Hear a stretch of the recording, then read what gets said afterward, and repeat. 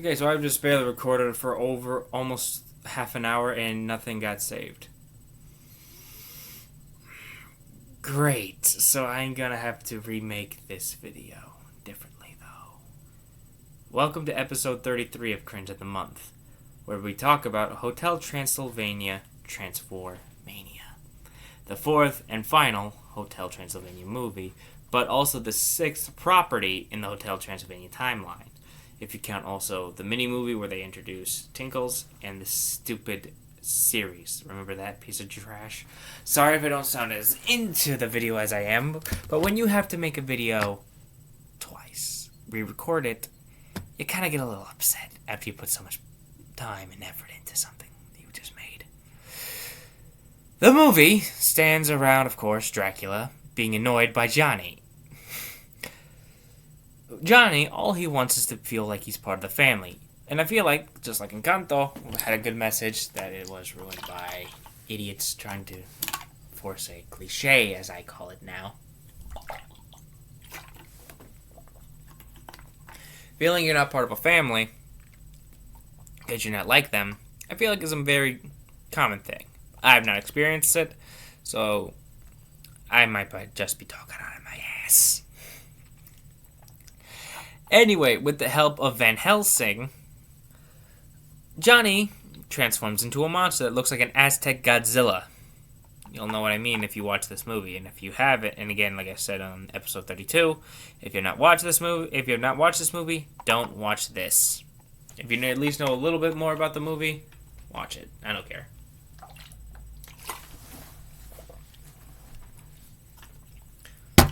Dracula, seeing that his son-in-law has turned into a monster, and knowing that Mavis will kill him.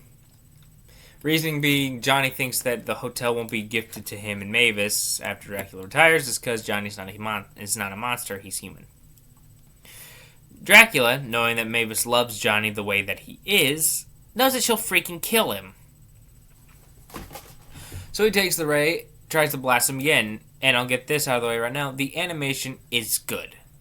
It might not be like the first movie, but no animation really sticks that much to it sometimes. Plus, with how crazy and fast-paced these characters move, the animation fits them. So got that out of the way. The animation and art, they're fine for what they are, and for what kind of movie they're in. While trying to hit Johnny, Frank, Wayne, Murray, Blobby, and Griffin get hit with the human ray. Not the monster ray, the human ray. Another person that gets hit, and this is probably one of my favorite jokes in the whole movie. A zombie bellhop gets hit, turns human, immediately gets bitten back to a zombie. It's hilarious. I love the sick comedy in that. And I'll get this out of the way too. The people who got mad at Griffin for not being hot, he was invisible. He had no information what he looks like. They made him look like a normal guy at his age. Murray, who's a mummy, is old.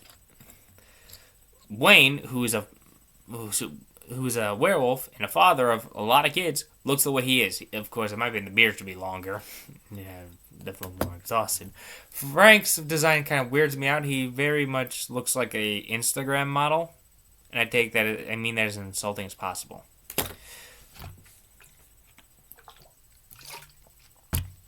Also, just to say, this is cherry Kool-Aid.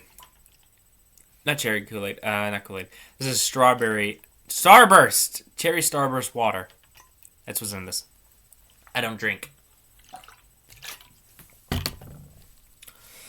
So yeah, the people who got mad at the Invisible Man for not being hot, go yourself. So Drac and Monster Johnny travel to South America to find a new crystal to recharge the ray and turn Johnny back to normal. The cover's blown, however, by Murray being a stupid idiot, telling Mavis exactly what he should not have told her. Therefore, Mavis, Erica, Frank's wife, Wayne's wife, Frank, Wayne, Murray, and a freaking plate of gelatin that's blobby. Basically, all the main character side characters, the main cast, go to South America to find them. And another reason Johnny believes that Drac won't hand him over, and the lie that he told, is because of a monster real estate law. Yeah.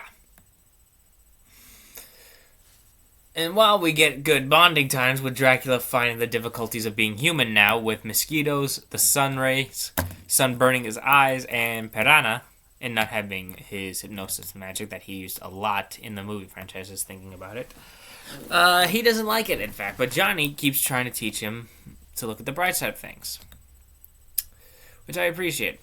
You need more of this, more hope. More bright sides. I mean, people need to look at the bright side, especially in today's society. People just keep bitching and bitching and bitching about everything. Just trying to look on something that's bright. That's why my problem is with the news. That's why I hate when my mom listens to the news in the morning. Just, oh yay, crap, crap, crap, this is crap, this is crap. Our world is going to hell. You want to talk about something positive for once, people? Would that kill you? Probably would in the news studio. Anyway. They all reunite, and Drac, of course cornered, has to explain that he lied again. Seriously, how many times has this guy lied to protect us in these movies? I feel like he's always the main villain. Let's see, Hotel Transylvania 1, he lied about Johnny because he didn't want to hurt Mavis, and that backfired on him. Hotel Transylvania 2, he lied about Johnny. And kept forcing Dennis to be something he's not, or didn't have. I don't know, man. How to explain it? Drac just tried to force vampirism onto him. Hotel Transylvania 3 was the only time that Drac wasn't the real jackass of the movie. It was Van Helsing, and that is when where Drac's back to his roots of being just a fucking idiot. So just fiddling with my watch. Johnny, then for the first time, because we've never really seen him get mad in any of these movies. He's always been a really chill guy. He's like Riddle, like Matt Riddle. Can't really get him mad, so when he did get mad, he went full Godzilla plus Hulk on this movie. And it lead to, I will admit, it did lead to some cute stuff with Mavis constant still saying like honey, sweetie, and that kind of stuff while she's trying to talk to him. It's very cute. And even when she gets his attention by throwing a rock at Johnny, which felt like a pebble to him, she says, "Hi, sweetie." It just, it's adorable. It really is. And the moment I say that best captures how good the animation is the scene where everyone's protecting Mavis after they do find the crystal in the cave. And yes, I am fast running this movie. I'm not in the mood after I spent nearly 30 minutes recording a video on this. Of course, I did get sidetracked a lot, but still, almost 30 minutes of a video done. Nothing.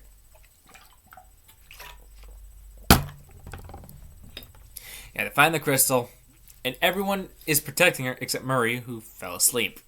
Leading to, again, a funny joke to me. Frank's wife screams at him. He goes, "I'm awake. What are we doing?" It's very funny. Mavis blasts Johnny, but nothing happens, signifying that Johnny's gone. It's just this monster.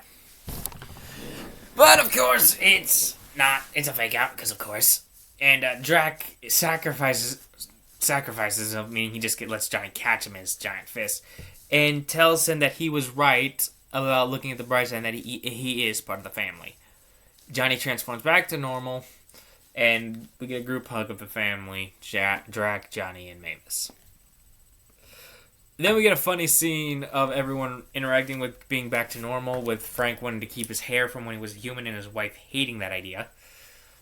Wayne under a dog pile while his wife chills in a recliner in a beach chair. Blobby having googly eyes and footprints all over him. And my favorite is the Invisible Man taking off these borrowed clothes they gave him because apparently he's been naked all this time. And Murray saying, "No, you're keeping those clothes on. You ain't gonna be naked." It's very funny. Drac is about them ready to give Mavis and Johnny the hotel, only to find out that it is destroyed by a hamster that Van Helsing had previously tested the monster ray on. Leading into a funny moment with Drac constantly saying the hotel. And also, in case you didn't know, which I'm positive would be known, everyone kind of knows this by now, Dracula is not voiced by Adam Sandler. He's in fact voiced by a YouTuber. Let me get his name up right now. I think it's like Brian Hull, something like that.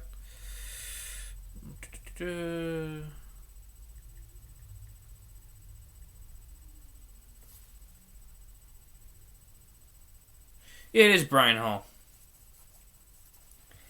This guy, you can find him on YouTube. Other movies. Oh, he's been in a few movies as this guy. I guess he's a voice actor. Though to be fair, he's only been in these Pup Star movies, so... Bunch of kitty stuff.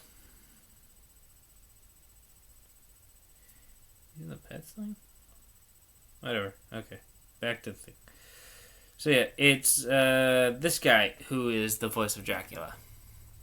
You can find him on YouTube. Brian Hull, I believe, is still his name.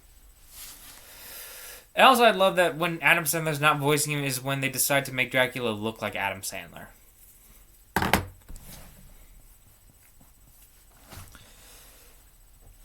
And Dracula then gives them the key to the hotel to revamp it any way they want. And then happily ever after, the hotel's rebuilt and then end of the movie.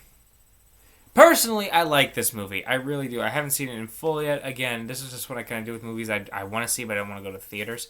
I'll watch as many clips as I can find and then put together what can happen in my head. I kind of did the same thing with Encanto. I haven't watched the whole movie, but I've put together scenes that I have watched, mainly all Bruno. I can't help it. Bruno's the best character in that movie. I'm Jorge. I can't count how many times I've said that! Just randomly. I'm Jorge. I made the spackle. I've said that line randomly, God knows how many times. And I did the same thing for Trolls World Tour, because I actually liked the first Trolls movie, and the second one seemed actually pretty good. So I just watched a bunch of clips on YouTube.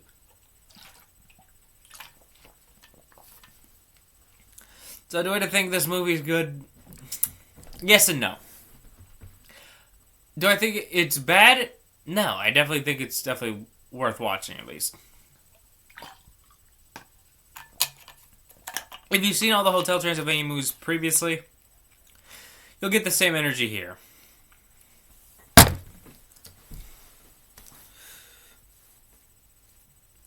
I also, this is just my thing, I list this movie under the same category as I've listed Mortal Kombat 1995 and The Cat in the Hat with Mike Myers. They're so bad it's good. I've said the same thing about Transporter's franchise. If you have not watched Transporter, good God, are you missing out on some good shit. Just horribly good movies. Transporter is a movie that just... They're so horrible, but they're so freaking funny. I think I tried to do a series on that movie, but I couldn't get it off the ground. Not for view. I don't do anything for views. Just because I couldn't find any other movie to use in that series. I think the series is going to be called It's So Bad It's Good. There's going to be a bunch of movies that are just terrible, but they're good. I couldn't find that many movies off the top of my head. Off the top of my head was just Transporter, Mortal Kombat 95, and Cat in the Hat. That was it. And I didn't just want to do a 5-part series. I want to do something like this, where it's episodic. Maybe not once a month, but... Actually... Now that I have you guys, I can at least do something that I haven't done in a while.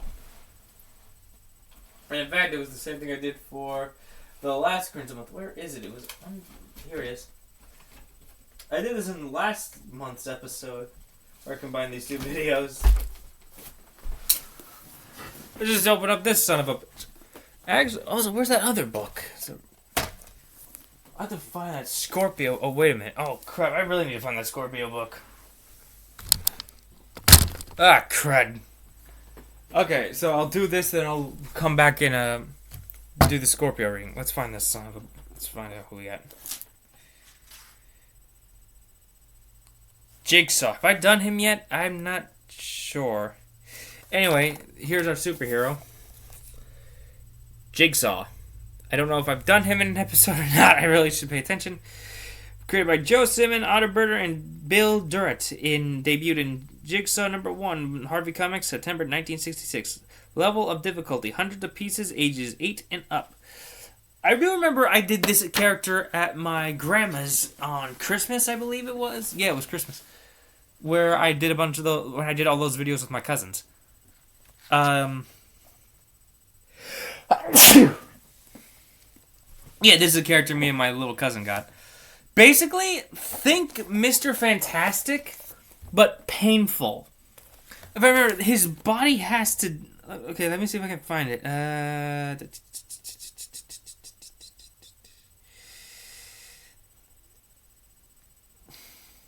Come on. Okay, here it is. Rather than smoothly expanding like a rubber band, the interlocking plates of Jigsaw's body separate, allowing his ropey alien tendons to swing free. This appropriate Jigsaw's origin seems to borrow from 1960s science fiction from Twilight Zone and the Outer Limits.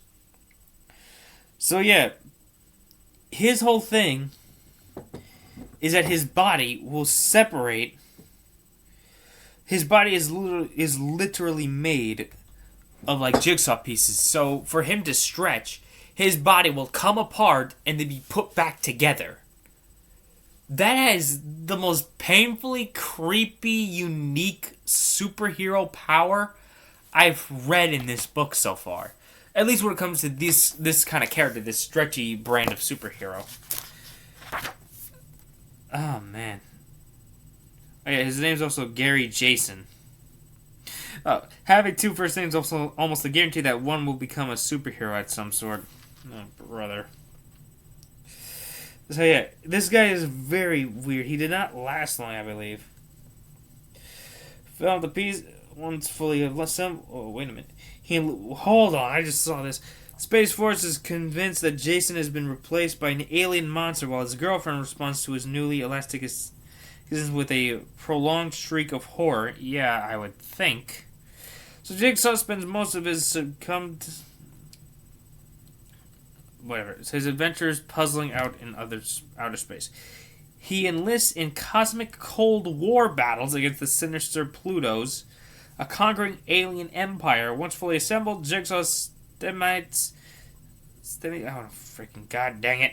Pulls plans and completes the Interplanetary Olympics. What the fuck? So after he competed in the Olympics, he just kind of fell out of it. And I don't blame him.